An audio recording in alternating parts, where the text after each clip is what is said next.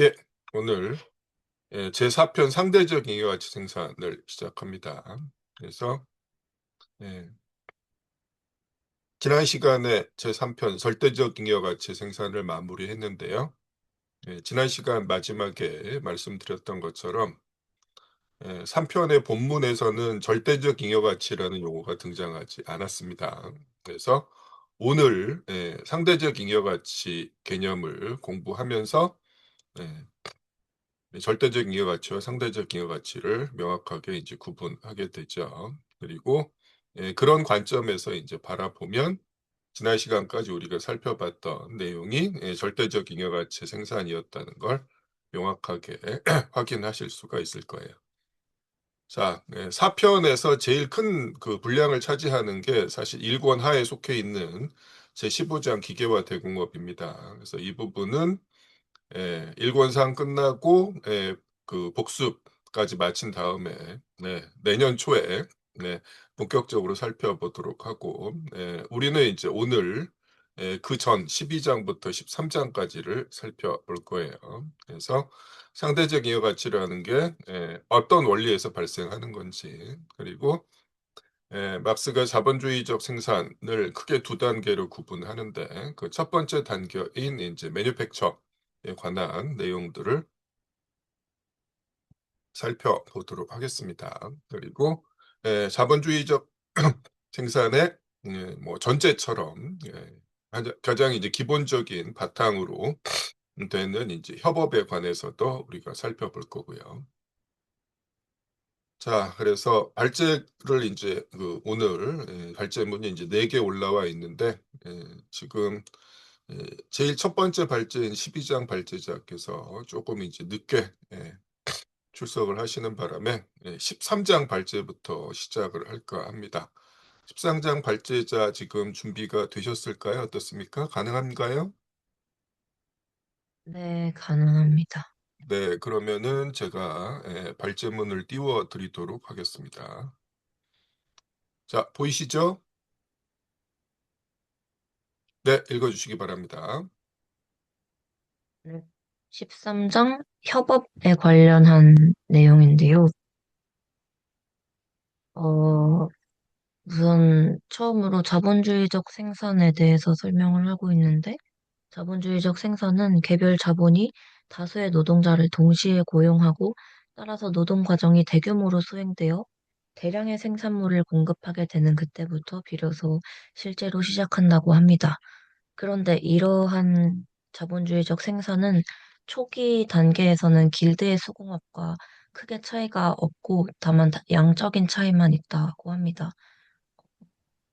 그리고 가치로 대상화되는 노동이 사회적으로 평균적인 질의 노동인 것과 다르게, 실제로 개개인의 노동자는 약간 개별차가 있다고 하는데요.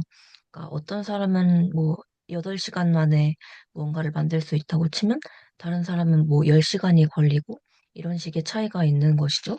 근데 이런 차이도 최소 한도 이상의 노동자를 고용하면 상쇄된다고 설명하고 있습니다. 그런데 만약에 어떤 노동자가 어떤 상품에 사회적으로 필요한 것보다 너무 많은 시간을 들인다면, 그의 노동력은 당연하게도 팔리지 않을 것인데요. 여기서 알 수 있는 것은 노동 능률의 최저 한도가 이미 설정되어 있다는 것입니다. 이 최저 한도의 설정에 대한 내용은 이후에 다룬다고 나와 있고요. 다음으로 음 이렇게 노동자들마다 차이가 있음에도 불구하고 자본가는 노동력에 대해 평균 가치를 지급해야 하는데요. 따라서 어떤 경영자는 똑같은 평균 가치를 지급하고도 더 많은 잉여 가치를 뽑아낼 수 있는 반면에, 어떤 경영자는 그보다 적게 뽑아내는 상황이 올 수도 있다고 합니다. 그래서 개별 생산자가 이런 불균등을 해소할 수 있는 방법은 다수의 노동자를, 위에서 말했듯이 최소 한도 이상의 노동자를 고용해서 사회적 평균 노동의 수준을 유지할 때라고 합니다. 음. 다음으로는 많은 노동자의 동시적 고용은 노동 과정의 객체적 조건에 혁명을 일으킨다고 하는데요. 여기서 말하는 객체적 조건이라 함은 노동자들이 일하는 건물이나 창고, 혹은 기구나 장치 등이 있습니다. 이렇게 생산수단의 일부가 많은 노동자들에 의해서 공동으로 사용되면서 그 생산수단의 가치는 개개의 생산물에 더 적은 가치를 이전시킵니다. 그에 따라서 상품의 총가치에 포함되는 불변자본의 일부의 가치가 저하되고, 이는 결과적으로 상품이 더 싸게 생산되는 효과를 낳습니다. 그런데 이때 생산수단 절약의 두 가지 측면을 바라봐야 한다고 설명을 하는데요. 첫 번째로는 이 생산수단 절약이 상품을 더 값싸게 하고, 그렇게 함으로써 노동력의 가치 또한 저하시킨다는 것이고, 두 번째로는 총투하 자본에 대한 잉여가치의 비율, 즉 이윤율을 변동시킨다고 합니다. 이에 관련해서는 3권에서 더 자세히 설명하겠다고 얘기하고 있습니다. 다음으로는 협업에 관련한 내용인데요. 협업이라 함은 하나의 동일한 생산 과정에, 또는 서로 다르지만 상호 연관된 생산 과정에 많은 사람이 계획적으로 함께 협력해 일하는 노동 형태라고 정의하고 있습니다. 협업을 할 때 이루어지는 것은 개별 노동자들의 기계적인 힘의 총계와는 다른데요. 협업을 하면 개인의 생산력이 높아질 뿐만 아니라 하나의 새로운 생산력이 창조된다고 합니다. 이 생산력은 뭐 노동자들이 접촉하면 생기는 경쟁심이나 혈기에 의해서도 높아질 수 있고, 어, 이것 이외에도 뭔가 협업을 했을 때 조금 더 좋은 것들, 잘 할 수 있는 것들을 좀 설명을 하더라고요. 노동 대상은 협업의 결과, 노동 과정의 상이한 국면을 더 빨리 통과하게 되고, 전체 작업을 완수하는 데 필요한 노동 시간도 단축된다고 합니다. 여기서 들고 있는 예시가 벽돌공의 예시인데요. 만약에 땅에서부터 어디 지붕 위로 벽돌을 옮겨야 하는 상황이라고 할 때, 그걸 혼자서 사다리 타면서 왔다 갔다 하면서 옮기는 것보다는 여러 명이서 그 이렇게 음, 옆 사람한테 넘겨주는 식으로 줄지어서 벽돌을 옮길 때 훨씬 더 빠르게 벽돌을 옮길 수 있다는 거죠. 음, 네. 이런 식으로 협업을 통해서 개개인 노동자들의 노동일들이 결합되면 노동의 사회적 생산력 혹은 사회적 노동의 생산력이라는 특수한 생산력이 생긴다고 합니다. 다음은 협업이 성립되기 위해서 필요한 조건들인데요. 일단 협업이라는 거는 여러 명의 노동자가 한 곳에 모여 있어야 하는 것이다 보니까, 동일한 자본가에 의해서 노동자들이 동시에 고용되어 일정한 장소에 집결할 수 있어야 하고요. 이를 위해서는 자본가가 노동력의 총 가치를 지불할 수 있어야 합니다. 그러니까 만약에 20명을 고용하고 싶다면 그 20명에게 지불할 임금이 미리 준비되어 있어야 하는 것이죠. 따라서 협업 노동자의 수는 개별 자본가가 노동력의 구매에 지출할 수 있는 크기에 의존한다고 합니다. 이는 가변 자본뿐만이 아니고 불변 자본에도 마찬가지이기 때문에, 어, 잠시만요. 네. 불변 자본도 마찬가지이기 때문에 개별 자본가들의 수중으로 대량의 생산 수단이 축적되는 것이 임금 노동자들의 협업을 위한 물질적 조건이라고 설명합니다. 이와 마찬가지로 자본에 대한 노동의 종속도 노동 과정 그 자체의 수행을 위한 필요 조건으로 되어 간다고 하는데요. 자본주의적 생산의 목적이 결국 최대 잉여 가치를 생산하는 것이고, 따라서 노동력을 최대로 착취해야 하기 때문에 협업하는 노동자 수가 증가함에 따라 자본이 그 노동자들을 통제하려는 압력이 증가하고, 이에 대한 노동자들의 저항도 증가한다고 합니다. 이것 때문에 어떤 이중적인 모습이 나타나기도 하는데요. 임금 노동자들의 협업이 제대로 작동하게 하려면 노동자들을 단일의 생산체로 통일하고 개별 기능들 사이에 하나의 관련을 형성하는 게 필요합니다. 아까 벽돌공의 예시를 다시 들고 오자면, 어떤 벽돌공이 어디에 서서 어떤 일을 해야 하는지 이런 걸 결정하고 관리하는 작업이 필요한 것인데요. 이게 작동하기 위해서는 노동자들 스스로가 아니라 어떤, 뭐랄까요, 고용주 같은 자본의 행위에 이것이 속한다고 설명합니다. 따라서 다양한 노동 사이의 상호 관련은 관념적으로는 노동자와 대립하고 있는 것이죠. 그래서 자본가의 지위의 이중성이 생기는데요. 이 지위는 사회적 노동 과정의 일부인 한편으로 자본의 가치 증식 과정이기도 하기 때문입니다. 어, 그리고 자본가는 자기 자본이 진정한 자본주의적 생산을 개시할 수 있을 것 같은 최소 한도에 도달하자마자 이 감독하는 업무도 임금 노동자에게 넘겨준다고 하고요. 한편으로 노동자는 이 협업의 노동 과정에 들어가자마자 자본에 편입됩니다. 이때 노동자는 자본의 특수한 정제 양식에 지나지 않고 노동자가 협업에서 발휘하는 생산력은 자본의 생산력이라고 합니다. 이것이 위에서 말했던 그 특수한 생산력이라고 저는 이해를 했는데요. 노동의 사회적 생산력은 일정한 조건 아래 놓일 때 무상으로 발휘되며 노동자의 노동이 자본에 속하기 전까지는 노동자 자신에 의해 발휘되지 못하기 때문에 노동의 사회적 생산력은 자본에 내재하는 것으로 나타난다고 합니다. 다음은 자본주의적 협업이 보이고 있는 특수성인데요. 어, 수렵 민족이나 인도 공동체의 농업에서 볼 수 있는 협업은 생산 조건을 공동 소유하고 있다는 것, 그리고 공동체에 이 개인들이 귀속되어 있다는 사정에 기반하고, 그리고 고대, 중세, 근대에 가끔 볼 수 있는 대규모 협업의 경우에는 직접적인 지배와 예속의 관계에 기반한다고 합니다. 그런데 이런 사례들과 다르게 자본주의적 협업은 어떤 예속 관계라기보다 자유롭게 노동력을 사고 파는 그런 자유로운 임금 노동자를 전제하고 있다는 점에서 차이가 나타난다고 하고요.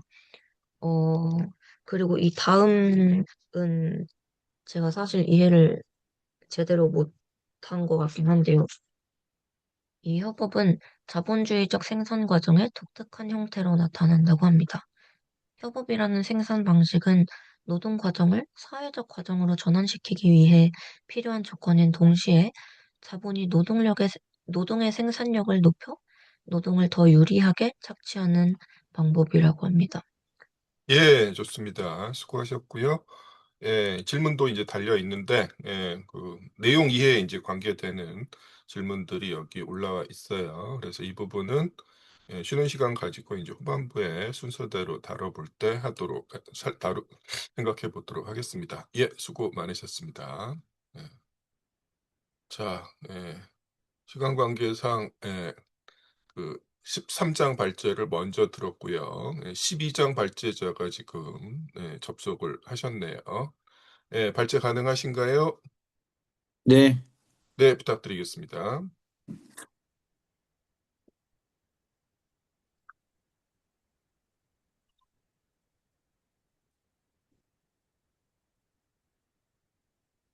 늦어서 죄송합니다.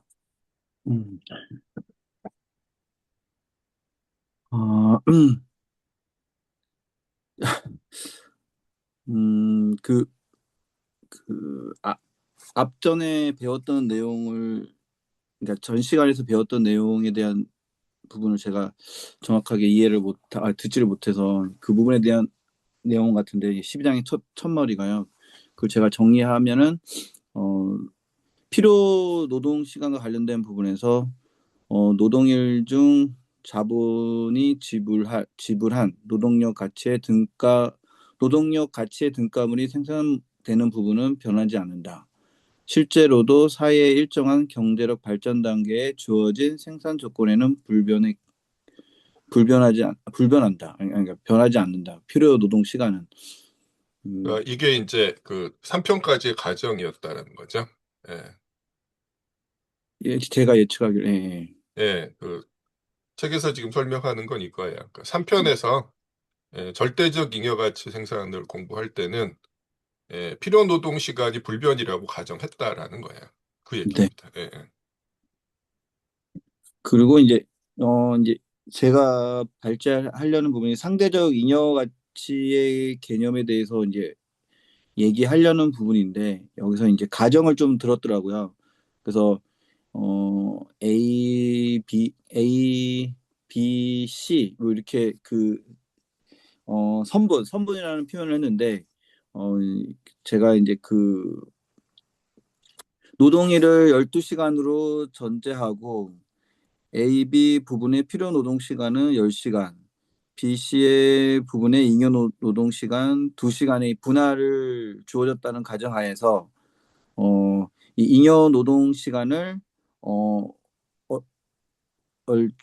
자본가의 입장에서 잉여 노동 시간을 늘리는 부분을 어떻게 해야 되나 그거를 할 때 노동일 A C의 한계가 그러니까 A C는 당연히 그 12시간의 한계는 정해져 있고 B C의 잉여 노동 시간 B C의 종점 C를 넘지 않아야 되고 그 시발점 B를 반대 방향인 A 쪽으로 이동시키면서 잉여 노동 시간을 연장이 될 수 있는 그런 가정을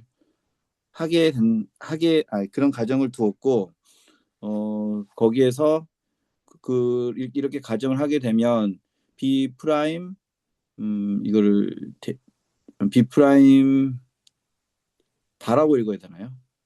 그냥 B 프라임 B라고 읽으세요. 중간에 네. 이제 뭐 그냥 B 생략하셔도 됩니다. 이거는. 알겠습니다. B 프라임 B는 BC의 BC 비분의 절반, 즉 1노동 시간하고 같다고 가정을 두고 그다음에 그러면 이 노동일 미시 12시간의 동일한 시간 내에서 그 잉여 노동 시간은 1시간이 이제 늘어나는 그런 결과를 초래하게 된다. 그렇게 분할이 되는 부분을 이제 설명하고 그 책에 쓰여 있고 그 과정에서 이 분할하는 과정 속에서 이제 중요하게 이제 알아둬야 될 내용이 노동력의 가치는 노동력의 생산에 필요한 노동 시간은 그 가치의 재생산에 필요한 노동 시간을 규정한다. 이건 이 내용이 계속 배웠던 내용인데 이제 계속 한 번 더 강조를 한 것 같아요. 아니 저도 한 번 더 강조가 필요한 것 같고 또 예를 또 가정을 두는데 1 노동 시간에 0.5원의 급여량으로 표현되며 그러면은 필요 노동 시간에 10시간으로 본다면 노동력의 하루 가치는 5원이라고 이제 보는 거죠. 그러면 노동자가 매일 필요 노동 10시간은 뭐 그 이전에 배웠던 내용과 같이 노동자가 매일 필요로 하는 생활 수단의 가치의 등감을 생산하는 시간으로 이제 그게 반복되는 내용으로 보고요. 근데 이 부분에서 좀 잉여 노동 시간을 고려해야 되는 부분들이 잉여 노동 시간을 고려해야 되는 부분이 잉여 노동 시간의 영역은 필요 노동 시간의 영역을 강탈하는 것을 고찰하지 않는다는 가정하에서 이제 상대적 잉여 가치의 개념을 파악을 하는 것 같습니다. 그래서 이제 막스가 본인의 정의겠죠. 막스의 정의로 본다면은 노동일의 연장에 의해 생산되는 잉여 가치는 절대적 잉여 가치를 하고 그리고 필요 노동 시간의 단축과 이에 따라 노동일의 두 부분들이 그러니까 필요 노동 시간과 잉여 노동 시간 그 두 부분들의 길이 변화로부터 생기는 잉여 가치를 상대적 잉여 가치로 정의를 하였습니다. 예, 그래서 이 부분이 중요한데 그냥 발제문에 있는데 그냥 넘어가셨네. 읽어주세요 여기. 예. 알겠습니다. 노동의 생산 조건, 즉 자본가의 생산 방식 그리고 노동 그러니까 잉여 노동 시간의 그 부분이 영역이 조정이 되려면 그 가정이 노동의 생산 조건과 노동 과정 그 자체의 혁명이 일어나야 한다. 여기서 노동 생산성의 상승이라는 말은 노동 과정의 변화가 일어나 상품의 생산에 사회적으로 필요한 노동 시간이 단축되며 그리하여 주어진 양의 노동이 더 많은 양의 사용 가치를 생산할 수 있게 되는 것을 의미한다. 제가 이해한 거는 결국 노동 생산성의 상승을 통해서 잉여 노동 시간을 더 늘리는 것으로 자본가가 그렇게 조정하려는 거로 이해를 했습니다. 네, 맞습니다. 예, 그게 이제 어떻게 가능한지를 이제부터 예를 들어 설명을 하는 거죠. 네. 시작하겠습니다. 그 잉여 노동 시간의 조정을 이제 예를 드는 것을 이제 책에 나온 것을 정리하자면 일단은 일 노동 시간을 6원으로 제한하고 그렇다면은 우리 일 일 노동일 그죠? 일 노동일의 12시간은 72원의 가치가 생산되는 것으로 가정을 하고 그다음에 일 노동의 12노동시간에 12개 상품이 생산된다고 가정을 또 하였고 그 상품이 생산되는 가정 속에서 그 원료와 그 상품 한 개에 소비되는 원료와 기타 생산 수단의 가치가 상품 한 개당 6원이라 가정하고 가정을 했고 그러면 그 가정하에서 상품 한 개의 가치는 산수식대로 12원으로 12원으로 값이 나오고 예, 예. 그 다음 넘어가시면 돼요. 예. 네. 그 자본가가 노동 생산을 2배로 하는데 성공하여 말 그대로 그 아까 말한 내용에서 혁명이 되어서 그 생산 과정이 혁명이 되어서 12시간에 1일 노동일에 24개의 상품을 생산을 가정하게 되면 상품 한 개의 가치는 숫자대로 그 산수식대로 9원으로 결국 떨어지게 되는 거죠. 이 떨어지는 것으로 12원에서 9원으로 각 한 개의 가치는 상품 한 개의 가치는 떨어지게 되고 그럼에 따라 노동력도 떨어지게 되고 노동력의 가치가 떨어지게 되고 그러므로 그 자본가는 특별 잉여 가치를 얻게 되는데 그 특별 잉여 가치에 대한 내용에 대해서 또 전제된다는 게 보다는 이제 그 막스의 해석으로 본다면 어, 우리가 가정을 하고 전제하는 부분들도 있는 내용이 있어서 상품의 현실적 가치는 각각의 개별적인 경우에 실제로 드는 노동 시간에 의해서가 아니라 그 상품의 생산에 사회적으로 필요한 노동 시간에 의해 측정되는 거는 계속 얘기됐던 바고 따라서 만약 새로운 방법을 채용하는 자본가가 개별 가치가 아닌 사회적 가치로 판매한다면은 그 비싸게 판매한 그 차이만큼을 특별 임여 가치를 얻게 된다. 그걸 얻게 되는 거를 특별 임여 가치로 정의를 했습니다. 또 필요 또 가정이 되는 그래서 여기 보면은 그러니까 그 이전에 이제 12원만큼의 가치를 가지고 있는 상품을 9원에 해당하는 만큼으로 생산을 했는데 그 개별 가치는 9원인데 사회적 가치는 12원이니까 9원짜리를 이제 12원에 판매한다라는 이야기죠.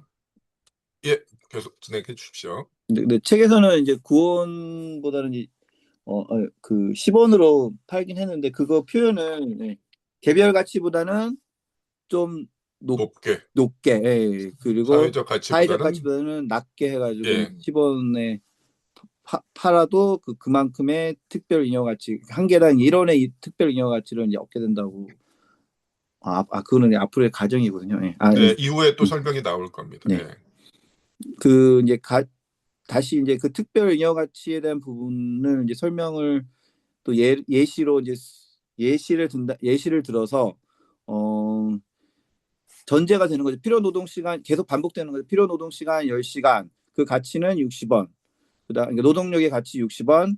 그다음에 잉여 노동 시간이 2시간. 그럼 매일 생산되는 잉여 가치는 하루 12원. 그럼 이제 2배 그 생산 과정의 혁명을 통해서 자본가는 24개의 상품을 생산해 한 개당 10원에 240원에 판매를 하게 되면 그 생산 수단의 가치는 144원. 그 144원이고 그 한 개당 그 불변 자본의 가치는 14와 5분의 2개. 그다음에 그러면은 총 20, 그, 이게 24개 그러니까 24개 상품에서 14와 2분의 5를 빼면 12시간 노동인의 노동은 9와 5분의 3으로 수치가 계산되고, 그다음에 노동력의 가격이 60원으로 필요 노동 시간은 6개 생산물로 표현된다면 잉여 노동은 위에 12시간 노동일에, 그러니까 1노동일의 노동에 표현된 그 개수 9와 5분의 3개에서 필요 노동 시간 6개를 빼면 잉여 노동은 3과 5분의 3으로 표현이 되고, 그리고 필요 노동과 두 개의 그 잉여 노동과 필요 노동이 수치가 계산된 부분에서 그 비율을 따지게 되면 사회적 평균 조건은 5대 1이지만 여기서 개별 조건은 5대 3으로 나온다는 거를 수치화됐고, 그 구체적으로 그 하루 노동에 대한 그 가치를 표현한다면 12시간 노동인의 생산물의 가치는 240원이고 그중 144원은 생산수단의 가치고 나머지 96원은 1노동일 동안 새로 창제된 가치의 합해적 표현으로 이 노동의 가치, 노동력의 가치고, 노동력의 가치가 아니라 네. 노동력이 발휘되면서 새롭게 창조된 가치죠. 틀렸구나. 노동력의 가치는 밑에 나오는 60원이죠.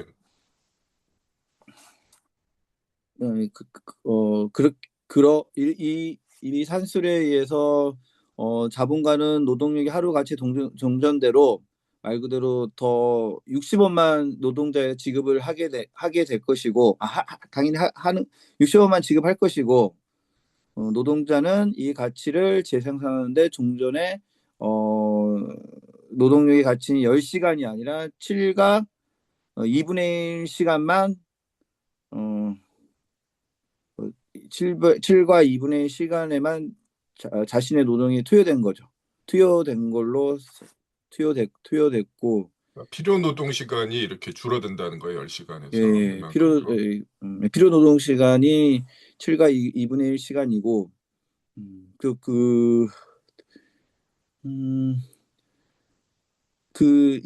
잉여 노동 시간에 대한 잉여 노동 시간과 그 다음에 필요 노동 시간에 대한 그 비율로 따지면은 비율로 계산이 되면 노동자의 잉여 노동 시간은 2와 2분의 1 시간만큼 또 증가가 되고 노동자의 잉여 가치는 12원에서 36원으로 또 증가하게 됩니다.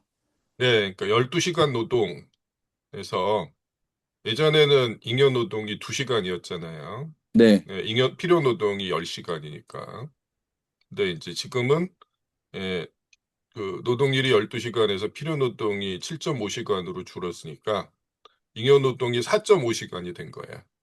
그러니까 이제 이전에 2시간에서 2.5시간만큼 증가하게 된 거죠. 네. 그죠? 네, 맞습니다.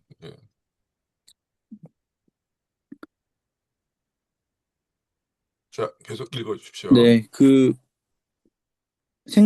제가 읽겠습니다. 생산수단이 각 생산물로 전환될 때 이제는 상품 한 개당 전과 같이 1노동시간이 아니라 2분의 1 노동시간만이 생산수단에 첨가된다. 이 상품의 개별 가치는 이제 그 사회적 가치보다 낮다. 즉, 이 상품에는 사회적 평균 조건에 생산된 같은 종류의 대다수의 상품에 비해 적은 노동 시간이 들어간다. 한 개의 상품은 평균적으로 12원이 소요되어 2시간의 사회적 노동을 대표하고 있지만 변경된 생산 방식에서는 한 개의 상품이 9원에 소요되고 1과 2분의 1 시간이 노동만이 들어있다. 상품의 현실적 가치는 각각의 개별적인 경우에 실제로 드는 노동시간에 의해서가 아니라 그 상품의 생산에 사회적으로 필요한 노동시간에 의해 측정된다.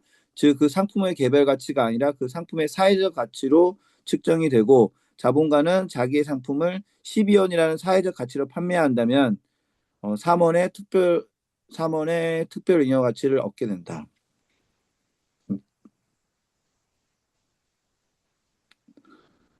다른 한편으로는 자본가에는 12시간 노동일이 이제는 12개가 아니라 24개의 상품을 생산함으로 판로가 2배로, 즉 시장이 2배로 커져야 한다. 기타의 조건이 같다면 그의 상품은 오직 가격 인하를 통해서만 시장을 확대할 수 있다.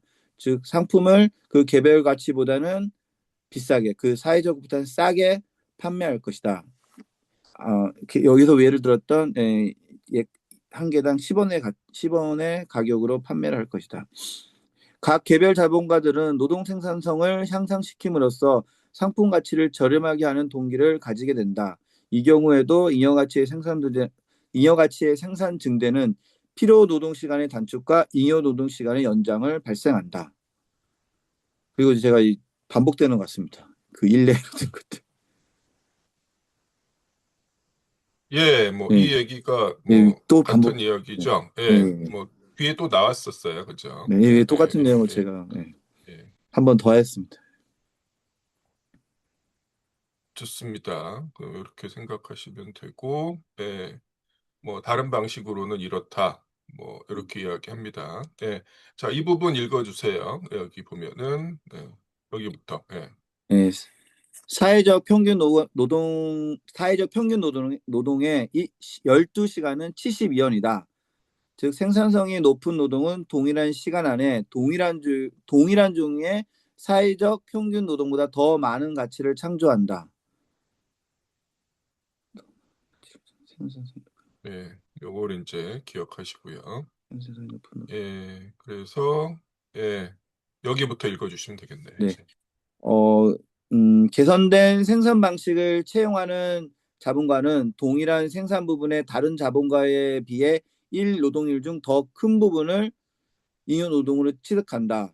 총체로서의 자본이 상대적 잉여 가치를 생산할 때 집단적으로 수행하는 일을 개별적으로 행하는 셈이다. 다른 한편 새로운 생산 방식이 일반화되고 그리하여 상품의 개별 가치와 사회적 가치 사이의 차이가 제거되자마자 이 특별 잉여 가치는 사라진다. 책에서는 이제 이렇게 마무리됐고, 이제 저의 생각으로는 추가로 한다면 또 새로운 또 생산 방식을 또 자본가는 또 만들어서 또 특별 잉여 가치를 또 만들 거라고 생각이 들더라고요.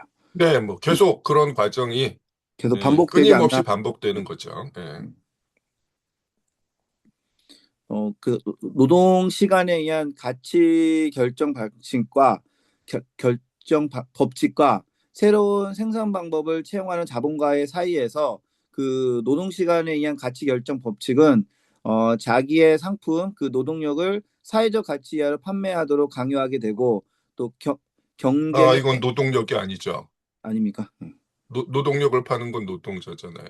네, 그죠? 저는 이건 자본가의 상품이에요. 자본가. 예, 예, 자본가들이 이제 지금 방금 계속 설명하신 내용이에요. 그러니까 9원에 만든 걸 이제 12원이 아니라 10원에 판다라는 얘기죠, 지금. 실수했습니다. 예, 예. 음. 그리고 이제 노동 시간에 의한 가치 결정의 법칙은 또 경제의 강제 법칙으로 작용하게 하고, 그러면 자본가의 경쟁자들로 하여금 새로운 생산 방법을 도입하지 않을 수 없게 끊임없이 계속 추진하게 된다. 예, 안 그러면 이제 망하니까. 예, 예, 예. 12원에 팔던 걸 이제 경쟁자가 10원에 팔고 있으니까 살아남으려면 이제 그 생산성을 증대시키지 않으면 안 되는 거죠. 그 얘기입니다, 지금. 예. 예. 일반적 잉여 가치 상승의 배경은 계속 우리가 배운 내용이고 이제 계속 강조하는 내용인 것 같아요. 노동 생산성의 증가, 그리고 노동력의 가치를 구성하는 상품들을 값싸게 했을 때 일반적 잉여 가치율은 상승하게 된다. 네, 그래서 이제 다른 경쟁자들도 새로운 생산 방식을 도입하면은 노동 생산성이 전반적으로 증가하죠. 그럼 이제 사회적 가치 자체가 이제 12원에서 9원으로 감소한다는 얘기예요, 지금. 네. 네, 근데 그게 노동력의 가치를 구성하는 생활 필수품을 생산하는 분야에서 이런 일들이 일어났을 때, 예, 비로소 필요 노동 시간이 감소하고 잉여 가치율이 상승한다라는 얘기입니다. 그렇죠. 예, 그 네. 과정이에요. 지금 여기서 이야기하는 게. 예. 그래서 자본가들끼리 이제 경쟁을 하는데 특별잉여 가치를 얻기 위해서 새로운 생산 방식을 도입하면 나중에는 결국 다른 자본가들도 똑같이 그 새로운 생산 방식을 도입하지 않을 수 없는 경쟁의 강제 법칙이 작용하고 그래서 특별잉여 가치는 사라지지만 예, 사회 전체적인 수준에서 생산성이 증가해서 상품의 가치 자체가 감소한다는 겁니다. 12원에서 9원으로. 그러면 어떻게 돼요? 근데 하필 그 상품이 예, 노동력의 가치를 구성하는 상품을 생산하는 분야, 내지는 그 생산에 기여하는 분야에서 이런 일이 벌어지면 어떻게 된다? 결국 노동력의 가치 자체가 하락한다라는 겁니다. 그러면 이제 필요 노동 시간이 줄어들고 잉여 노동 시간이 늘어나면서 일반적 잉여 가치율이 상승하겠죠. 그렇죠?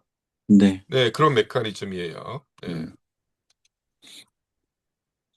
그 상품의 가치는 뭐 항상 거의 명제처럼 되어 있는 상품의 가치는 노동 생산성에 반비례하고 노동력의 가치도 노동 생산성에 반비례한다. 그러므로 노동력의 가치는 상품의 가치에 그러므로는 아니죠. 아니네요. 네, 왜냐하면 이게 듣죠. 왜냐하면 네. 왜냐하면 노동력의 가치는 상품의 가치에 규정되기 때문이다. 그러나 상대적 잉여 가치는 그 반면에 상대적 잉여 가치는 노동 생산성에 정비례한다. 자본가의 노동 생산성을 증가시키려는 목적은 상품을 값싸게 하기 위해 노동자 자체를 잘못 쓴 거네. 맞아요.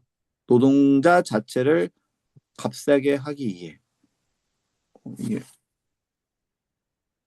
맞는 말입니까? 노동자 자체를 값싸게. 그렇죠. 노동자를 헐값에 부린다는 얘기죠. 그 자본의 이 두 가지를 값싸게 하기 위해서 이 자본가 자체가 그 두 가지가 내재적 충동이며 끊임없는 경향이다. 자본의 내재적 충동이 끊임없는 경향이다. 그래서 자본가의 간식거리는 오직 상품에 들어있는 그리고 판매에 이른 실현되는 잉여 가치뿐이다. 다른 것은 절대 보지 않고 오로지 잉여 가치만을 관심거리이고 교환 가치의 생산만을 염두에 두고 있다. 이에 자본가가 왜 상품의 교환 가치를 끊임없이 떨어뜨리려고 노력하는가 하는 그 수수께끼가 해명된다. 네, 그렇죠. 자본가의 목적이 교환 가치인데 왜 생산성을 증대시켜서 상품의 교환 가치를 감소시키려고 하느냐라는 겁니다. 근데 정확하게는 이제 잉여 가치이기 때문에 개별 상품의 교환 가치는 줄어들더라도 잉여 가치가 늘어나기 때문이다라는 이야기입니다. 네, 앞서 우리가 쭉 공부한 내용에 대해서 그런 얘기죠. 네. 예, 마지막 결론입니다. 결론. 자본주의적 생산의 테두리 안에서는 노동 생산성의 상승의 숨은 목적은 노동일 중 노동자가 자기 자신을 위해 노동해야 할 부분, 즉 필요 노동 시간을 단축시키고 노동일 중 노동자가 자본가를 위해 공짜로 노동할 수 있는 나머지 노동 부분, 즉 잉여 노동 시간을 연장시키는 것이다.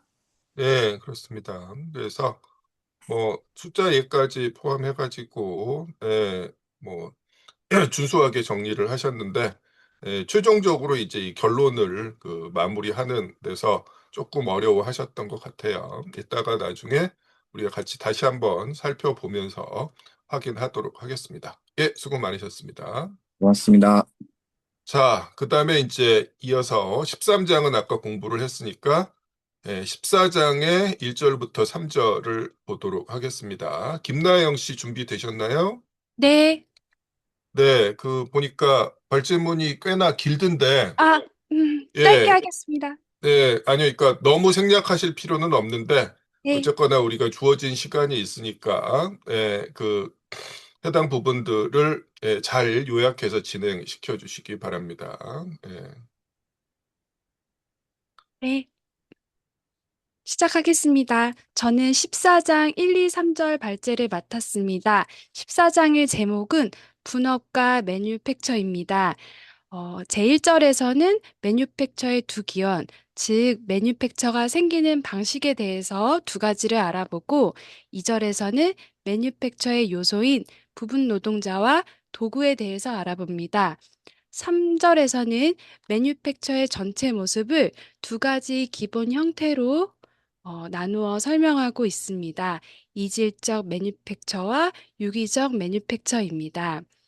저는 사실 제목부터 너무 어려웠는데 매뉴팩처의 의미를 잘 몰라서 검색을 통해서 매뉴팩처가 분업에 의거한 협업을 바탕으로 수작업으로 상품을 생산하는 즉 공장제 수공업이다 라는 의미를 먼저 알아보았습니다. 그래서 여기서 먼저 처음인데도 질문이 하나 생겼는데 매뉴팩처를 자본론에서 우리말로 번역하지 않고 그대로 사용한 이유가 있지 않을까 그런 생각이 들었습니다.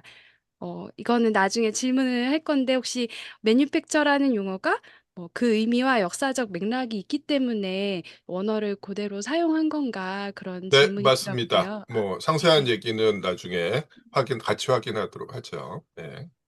네, 그래서 제목부터 저한테 큰 산이어서 이제 1절로 본격적으로 가보도록 하겠습니다. 매뉴팩처의 두 가지 기원, 즉 매뉴팩처가 생기는 두 가지 방식에 대해서 설명하고 있습니다. 먼저 본문 첫 번째 줄에 분업의 토대를 두는 협업은 매뉴팩처에서 그 전형적인 형태를 취한다. 그리고 그것은 자본주의적 생산 과정의 하나의 특징적인 형태로 대략 16세기 중엽에서 18세기의 마지막 3분의 1기에 이르는 진정한 매뉴팩처 시대를 통해 지배적이었다라고 설명하고 있는데, 즉 매뉴팩처는 분업의 토대를 두는 협업 방식이라고 설명하고 있고, 이는 자본주의 생산 과정의 특징적 형태라고 설명하고 있습니다. 근데 저는 이 진정한의 의미를 잘 모르겠어서 일단 질문을 적어봤는데, 이 진정한이 13장 439쪽에 나오는 초기 매뉴팩처와 비교했을 때 더 발전된 형태의 매뉴팩처를 의미하는 건지, 아니면은 이 본문에 설명되어 있던 16세기부터 18세기 3분의 1 시기에 이제 전반적으로 매니팩처가 전반적인 생산 과정에서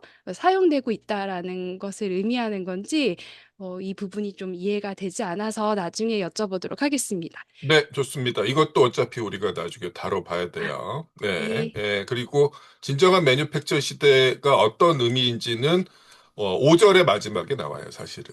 예, 5절에 네. 나옵니다. 예, 넘어가겠습니다. 네. 네. 어, 이제 빠르게 진행하도록 하겠습니다. 그래서 첫 번째 매뉴팩처의 기업 방식은 여러 종류의 독립적 수공업 종사 노동자들이 동일한 자본가의 통제 아래 하나의 작업장에 모이는 형태입니다. 본문에서는 마차 생산의 예시가 나옵니다. 과거에는 마차 생산을 위해서 수많은 독립수공업자들이 노동 생산물을 만들어냈는데 마차 매뉴팩처에서는 각종 수공업자들이 모두가 하나의 작업장에 모여 거기서 미완성품을 이 사람으로부터 저 사람으로 옮기는 형태로 진행이 되는데 여기까지도 아직은 단순 협업의 영역이 아니라고 설명하고 있습니다. 매뉴팩처의 중요한 변화는 결국에는 이 마차 제작을 하는 수공업자들이 전업을 하게 되는 것을 의미하고 그리하여 자기들의 종전 수공업을 그 전체적 범위에서 수행하는 습관과 능력을 점차 잃게 되는 것을 의미합니다. 저는 이게 이제 뒤에 나오는 3절에 매뉴팩처 두 가지 형태 중에 이질적 매뉴팩처와 연관성이 있지 않을까라고 생각을 했는데 이것도 뒤에서 여쭤보도록 하겠습니다. 이렇게 매니팩처의 첫 번째 기업 방식은 여러 종류의 독립적 수공업 종사자들이 하나의 작업장에 모이는 것이고 이번 매뉴팩처 기업 방식의 두 번째 방식은 같은 작업을 하는 수공업자들이 하나의 자본가가 동일한 작업장에 고용하는 것입니다. 이 수공업자들의 작업은 분할되고 이 분할이 반복되면서 체계적인 분업을 이루어집니다. 이러한 과정을 통해 나온 생산물은 이제 더 이상 개인적 생산물이 아니라 사회적 생산물인 상품이 됩니다. 저는 또 이 두 번째 기원 방식은 3절에 유기적 매뉴팩처와 연관성이 있는 거 아닌가 생각이 들었는데 이게 또 1대1 대응은 되는 것 같지는 않아서 이것도 네. 뒤에 또 예, 여쭤보겠습니다. 맞습니다. 예, 밀접한 관련이 있죠. 아, 네. 네. 예. 그래서 이번에 예시로는 제지업과 제침업의 예시가 본문에 나와 있었습니다. 이를 통해서 매뉴팩처가 생기는 방식의 이중성을 설명하고 있습니다. 각종 독립적 수공업이 결합되면서 수공업자들의 독립성이 상실되고 전문화되는 것. 다음으로는 같은 종류의 수공업자들이 협업함으로써 수공업 작업들이 부분 작업으로 분해되고 고립되며 부분 작업들이 각 한 노동자의 전문 기능으로 되는 것. 이렇게 이중성을 설명하고 있고 그리하여 본문에 보면은 매뉴팩처는 한편으로 생산 과정에 분업을 도입하거나 분업을 한층 발전시키며 다른 한편으로는 서로 분리되었던 수공업을 결합시키는 이중성을 설명하고 있습니다. 그래서 다음으로는 매뉴팩처 안의 분업에 대해서 이해하기 전에 고려해야 될 점 두 가지를 설명하고 있습니다. 매뉴팩처는 수공업적 성격이 보존되어 있기 때문에 생산 과정 구성 부분들을 과학적으로 분할하는 것은 불가능하다고 설명하고 있습니다. 다음 부분은 이 매뉴팩처 안의 분업이 하나의 특수한 종류의 협업이라고 설명하고 있습니다. 이 두 번째 부분이 사실 잘 이해가 되지 않아서 후에 질문하도록 하겠습니다. 다음 2절로 넘어가겠습니다. 네, 2절에서는 매뉴팩처의 요소, 부분 노동자와 도구를 설명하고 있습니다. 매뉴팩처의 요소 중 하나인 부분 노동자는 매뉴팩처 메커니즘에 전문화된 부분 노동자입니다. 네, 여기서 부분 노동자들은 자기 신체를 자동적, 일면적 도구로 전환시켜 노동 생산성을 향상시킵니다. 이 한 사람의 전문 기능이 확립되면서 부분 노동 방법이 개선되고 여러 세대가 매뉴팩처 안에서 함께 일함으로써 기술, 작업 요령이 확립되고 축적되고 전달됩니다. 다음으로는 이러한 매뉴팩처의 부분 노동이 평생 직업으로 전환되는 것을 카스트 신문제의 세습성과 길드의 배타성으로 설명하고 있습니다. 사실 이 부분은 전반적으로 독해가 되지 않아서 후에 여쭤보도록 하겠습니다. 다음으로 본문에서 인도의 직조공예 작업과 매뉴팩처 노동자들의 생산성을 비교하였습니다. 인도의 직조공예 작업은 여러 부분 과정을 혼자 차례차례 수행합니다. 이러면서 작업 전환에 틈이 생깁니다. 예를 들면 장소를 이동하거나 도구를 바꾸는 중간중간 틈이 생깁니다. 하지만 매뉴팩처 노동자들의 작업은 하루 종일 하나의 동일한 작업을 수행하고 작업 전환의 틈이 좁아집니다. 이는 주어진 시간 안에 노동력 지출의 증대, 즉 노동 강도의 강화를 의미합니다. 노동력의 비생산적 소비가 감소되고 노동 생산성은 상승됩니다. 본문에서는 이렇게 틈이 없어지고 긴장감과 활기가 약화되고 기분 전환이나 자극이 없어지는 것을 설명하고 있는데 저는 이 부분에서 462쪽에 노동자는 자기 신체를 그 작업을 위한 자동적이고 일면적인 도구로 전환된다. 이 부분이랑 일맥상통하는 것 같아서 여기 적어 놓았습니다. 다음은 노동 도구에 대해서 설명하고 있습니다. 노동 도구가 분화와 특수화를 이루는데 이는 기계 출현을 위한 물질적 조건이 됩니다. 노동도구의 분화는 특수한 용도에 맞는 형태로 노동도구가 고정되는 것을 의미합니다. 본문의 예시로 500종의 망치가 만들어진다. 이런 것을 설명되고 있었고, 다음으로는 노동도구의 특수화입니다. 각각 특수한 도구들은 특수한 부분 노동자에 의해 사용됩니다. 이렇게 매뉴팩처의 단순 요소인 부분 노동자와 도구를 알아보았고, 다음으로는 매뉴팩처의 전체 모습을 알아보도록 하겠습니다. 3절은 매뉴팩처의 전체 모습을 두 가지 기본 형태로 설명하고 있습니다. 첫 번째로는 이질적 매뉴팩처, 두 번째로는 유기적 매뉴팩처입니다. 본문에서 매뉴팩처가 기계에 의한 근대적 공업으로 전환될 때 이 두 가지 종류가 전혀 상이한 기능을 하게 된다고 나와 있는데 이 부분은 제가 잘 모르겠어서 질문에 적어 보았습니다. 첫 번째는 이질적 매뉴팩처입니다. 그 제품이 독립적으로 만들어진 부품들의 단순한 기계적 조립에 의해 완성됩니다. 1절에서 보았던 마차 매뉴팩처와 비슷한데 본문에서는 시계 제조업이 예시로 나왔습니다. 여러 시계에 들어가는 부품이 한 사람에 의해서 조립되고 완성되는 것입니다. 다음은 유기적 매뉴팩처입니다. 유기적 매뉴팩처는 제품의 완성 형태가 상호 관련된 일련의 과정과 조작에 의해 주어지는 형태입니다. 서로 연관된 전후 단계들을 통과하는, 즉 일련의 과정들을 한 단계씩 차례차례 통과하는 제품을 생산합니다. 본문에서는 제지 매뉴팩처와 바늘 매뉴팩처 예시가 나왔습니다.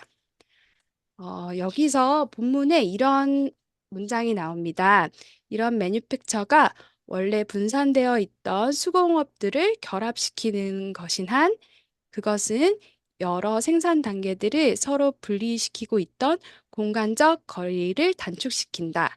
그런데 또 밑에서는 이런 공간적 거리가 대공업에 비해서는 약점이라고 나와 있습니다. 그래서 저는 이렇게 등식으로 이해를 했는데 생산 단계 간 공간적 거리가 수공업이 가장 길고 그 다음에 매뉴팩처, 그 다음에 기계적 대공업 이렇게 되는 것이라고 이해했습니다. 그래서 각주 11번에 보면은 손 노동을 사용하기 때문에 생기는 매뉴팩처에 서로 다른 생산 단계들의 고립화는 생산비를 높이는데 이 손실은 주로 한 과정에서 다른 과정으로 운반 때문에 생긴다고 나와 있습니다. 네, 다음은 동시성입니다. 매뉴팩처에서 시간상으로는 차례로 수행되지만 공간상으로는 병행해서 동시에 수행됩니다. 작업장 전체로 보면 원료는 생산의 모든 단계에 동시적으로 존재합니다. 그래서 동일기간 더 많은 완성품이 생산됩니다. 다음 장으로 넘어가겠습니다. 매뉴팩처는 노동의 연속성, 일류성, 규칙성, 질서, 강도를 생성합니다. 개별 작업들은 완성품을 만드는 것이 아니라 다른 노동자에게 하나의 원료를 공급하는 것입니다. 이러한 상호 의존성이 노동의 연속성, 일률성, 규칙성, 질서, 강도를 생성합니다. 따라서 외적 강제, 여기서는 본문에선 경쟁이라고 나오는데 외적 강제가 아니라 매뉴팩처 생산 과정 자체의 기술적 법칙으로 일정한 노동 시간, 일정한 양의 생산물이 생산됩니다. 그러나 이것은 아직 불완전하다고 본문에 나와 있었습니다. 다음은 노동자의 수학적 비율 생성입니다. 매뉴팩처는 노동자의 수학적 비율을 생성하는데 부분 노동의 유기적 관계가 수학적 비율을 만들어냅니다. 본문의 예시에서는 활자 매뉴팩처 예시가 나옵니다. 연마공 1명, 전달공 2명, 주자공 4명의 비율을 생성하는데 이렇게 매뉴팩처적 분업은 사회적 노동 과정의 질적 편성, 양적 규칙, 비례성을 발전시킵니다. 이는 또 생산 규모의 확대로 이루어지는데 개별 집단 노동자의 수가 배수로 고용돼야 하기 때문입니다. 예를 들면 위에 연마공이 1명 더 늘면 전달공은 2명 더 늘어야 하고 주자공도 4명 더 늘어야 합니다. 이렇게 배수로 늘어나기 때문에 생산 규모가 확대된다. 저는 이렇게 이해했습니다. 생산 규모를 확대할 때 이 비율만큼 배수를 고용해야 된다. 배수의 노동자를 고용해야 한다는 거죠. 네. 네. 그런데 또 본문에서는 생산 규모와 상관없이 개인이 수행하는 작업, 또 감독, 운반 업무가 나왔습니다. 다음으로 매뉴팩처의 결합입니다. 매뉴팩처는 이렇게 결합되기도 하는데 결합되는 2가지 유형이 나왔습니다. 생산수단을 생산하는 매뉴팩처가 생산물을 생산하는 매뉴팩처와 결합합니다. 예시로 영국의 유리 공장들이 내화 도자기 오타네요. 도가니에 도가니. 죄송합니다. 도가니 맞네요. 네. 도가니 제조를 하는 것을 예시로 나왔습니다. 2번째로는 생산물 자체를 다시 원료로 쓰는 다른 매뉴팩처와 결합하는 예시가 나왔습니다. 납유리 매뉴팩처와 유리 가공 매뉴팩처, 황동 주조 매뉴팩처가 결합하는 예시가 나왔습니다. 하지만 아직은 기술적 통일성 달성이 어려워서 이는 기계에 의한 생산으로 전환될 때 기술적 통일성이 발생한다고 설명되어 있었습니다. 다음 장으로 넘어가면 네, 매뉴팩처 시대에 노동시간 단축 원칙이 의식적으로 공식화되는 것이 설명되어 있었습니다. 네. 그리고 단순 초보 과정에서 기계 사용이 등장한다는 것도 설명되어 있었습니다. 네.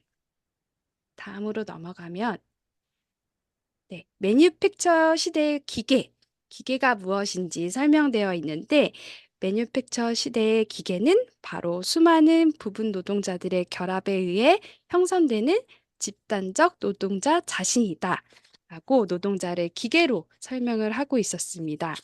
각종 작업이 분리, 독립, 고립된 뒤 노동자들은 자기의 뛰어난 자질에 따라 구분, 분류, 편성됩니다.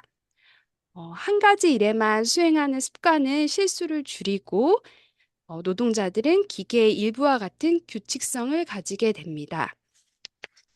이제 마지막으로 매뉴팩처 분업의 산물, 미숙련공에 대해서 설명하고 있습니다.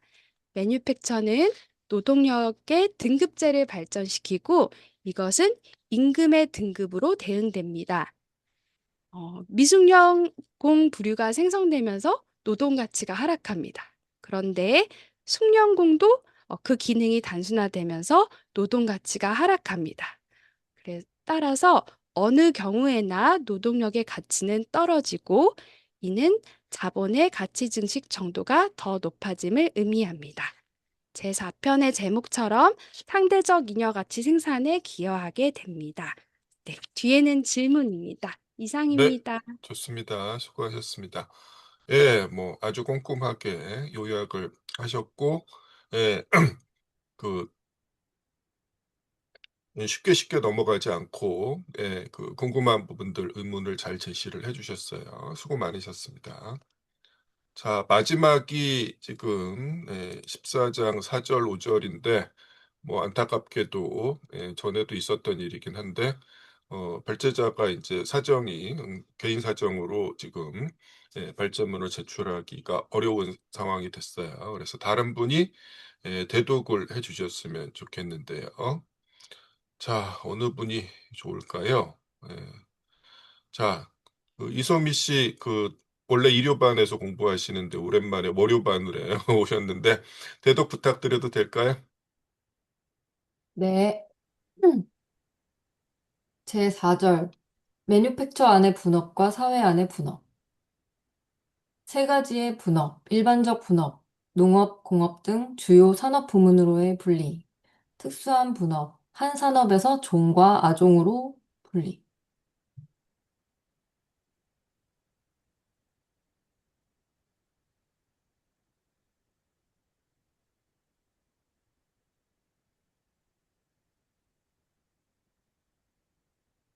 아, 계속하면 될까요? 네네, 계속 읽어주시면 돼요. 네, 쭉 읽어주시면 됩니다. 개별적 네. 분업, 작업장 안에서의 분업. 478페이지 사회 안의 분업과 이것에 대응해 개인이 특수한 직업에 묶이게 되는 것은 매뉴팩처 안의 분업에서처럼 두 개의 서로 대립하는 출발점에서 발전한다. 1. 생리적 토대, 자연 발생적 분업. 공동체의 규모가 커질수록 분업이 발전, 어, 안 보이, 어려운가요? 아니요, 이거 화면이 자꾸 아, 다른 바뀌어가지고요. 화면이 지금 떴나요? 예, 예. 예, 예. 네. 지금 보이시나요? 어떻습니까? 예, 네, 지금은 예, 예. 보입니다. 네. 어디까지 읽었더라? 네, 여기서부터 다시 예, 시작하죠. 생리적 토대, 자연 발생적 분업, 공동체의 규모가 커질수록 분업의 발전. 여기서 가족 내 남녀, 나이 등으로 분화하는 각 개인은 독립성을 획득한다. 의존적에서 독립적으로. 2번. 공동체 접촉 과정에서 교환이 발생. 각 공동체의 생산 영역이 다르기 때문에 교환을 통해 각 공동체가 연결되는 것이고 결국 공동체는 서로에게 의존하기 시작한다. 독립적에서 의존적으로. 479페이지. 일정 발전 수준에 도달한 사회에서의 분업의 토대는 도시와 농촌의 분리. 사회 내 분업의 전제 조건은 인구의 크기와 밀도, 작업장 내 분업에서 노동자의 밀집. 다만 이는 상대적인 것. 예를 들어 인구가 상대적으로 적어도 교통수단이 발달할 경우에는 인구 밀도가 높다. 480페이지. 매뉴팩처 안의 분업과 사회 내의 분업 간의 비교. 둘의 관계는 상보적이다. 매뉴팩처 안의 분업은 사회 안의 분업이 이미 일정한 정도로 발전하고 있는 것을 필요로 한다. 또한 거꾸로 매뉴팩처 안의 분업은 사회적 분업에 반작용해서 그것을 발전시키며 증가시킨다. 예를 들어, 매뉴팩처 안의 분업은 노동도구를 분화시키고, 노동도구를 제작하는 산업을 분화시키고, 경영업종의 분화 및 독립산업으로의 전환을 일으킨다. 18세기 전반 프랑스 100종 이상의 견직물이 생산. 481페이지, 매뉴팩처 안의 분업과 사회 내의 분업 간 비교를 하고 있습니다. 공통점. 하나의 내적 유대로 여러 업종이 결합한다. 즉, 부분 노동들이 결합하여 생산물을 만듦. 예를 들어, 목축업자가 날가죽을 생산하고, 피역업자가 가죽으로 전환하고, 재화업자가 구두로 전환하는 등의 예시가 나옵니다. 차이점은 사회 안의 분업은 유대를 형성하는 것은 각 생산물이 상품으로 된다는 것.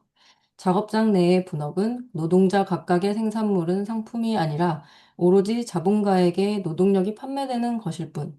사회 안의 분업은 생산수단의 분산이 생산물이 상품, 그리고 무정부성을 의미하는 반면 작업장 내 분업은 생산수단의 집적은 생산물이 상품이 아니라 비례성, 계획성을 띈다는 것을 의미합니다.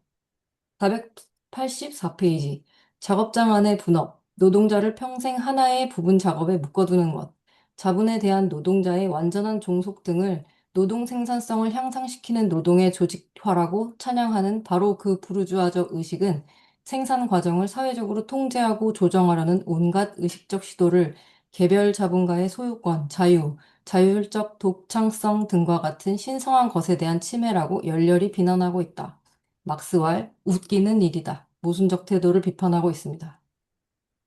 485페이지에서 사회적 분업의 무정부 상태와 매뉴팩처적 분업의 독재라는 이중성은 오로지 자본주의에서만 이뤄진다.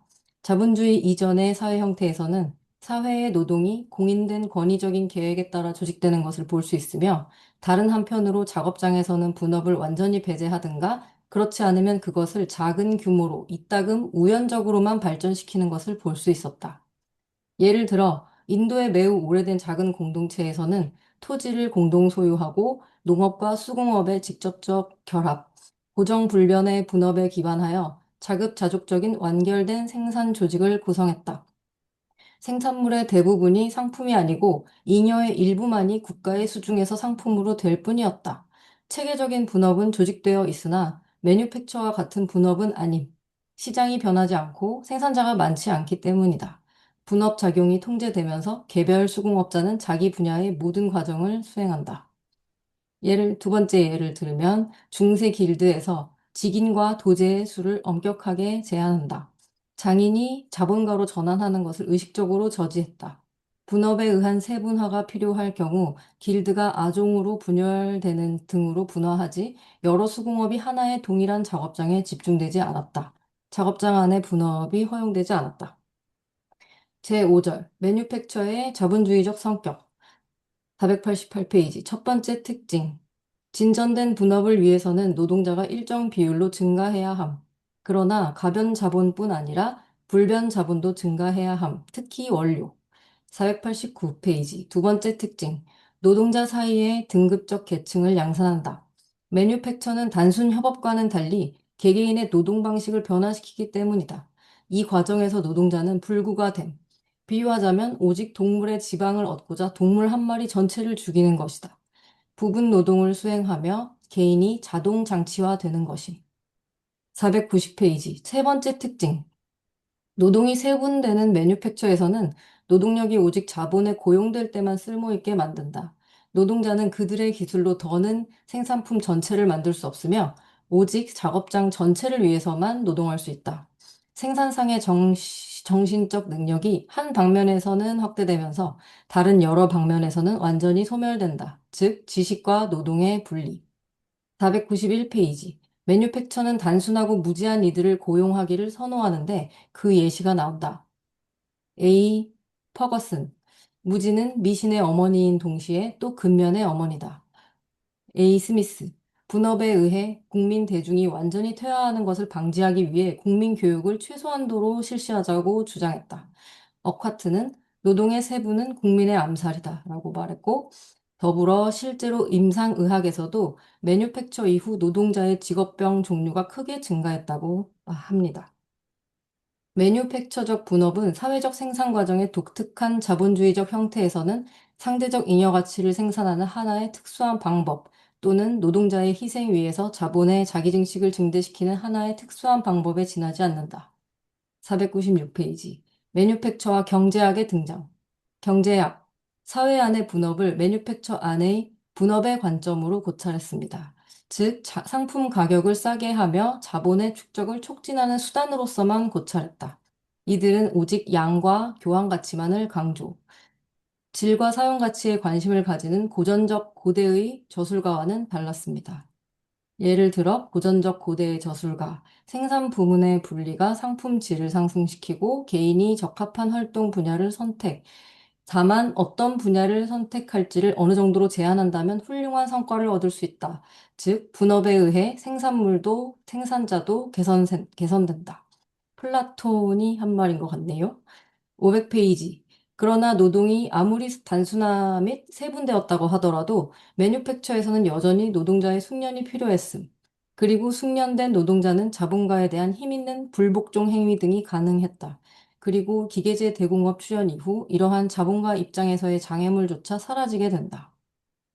예, 좋습니다. 네, 수고하셨고요.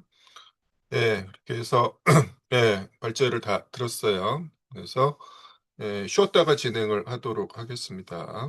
9시 5분에 다시 시작하도록 하겠습니다. 이따가 뵙겠습니다.